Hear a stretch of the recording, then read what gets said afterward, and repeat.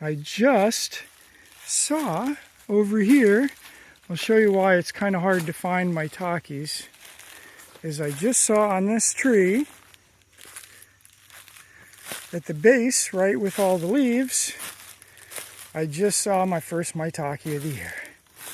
So there it is. It can be anywhere from a brownish to more grayish.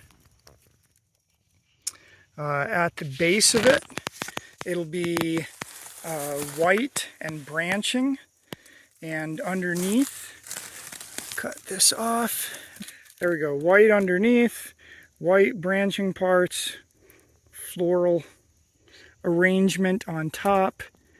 This one is full of bugs. I think we may leave this one and keep looking in this area for a younger one. Hopefully, this is definitely the beginning of our maitake season. So if there's one, there'll be more. All right, we got a good example of a maitake here. Hen of the woods growing at the base of an oak tree, like they pretty much always do, although we have one on the farm that grows every year at the base of a beech tree. But this is definitely maitake.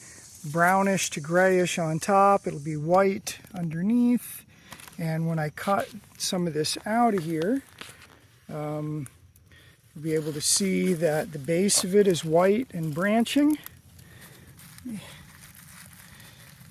Cut some of this out. Oh, I'm just going to have to pull on some of that. I'll have to trim some of this away, but the base is white and branching. Comes up in these flat florets, sort of, and you can just, let's see if I can zoom in enough that you can sort of see the pores there on it. Maitake is strictly a fall mushroom, and this particular one here is going to be probably about 4 pounds or so would be my guess. It's the second one I found today. The first one I found was already a little past and really buggy, but I was going to bring it home anyway because it was my first one of the year.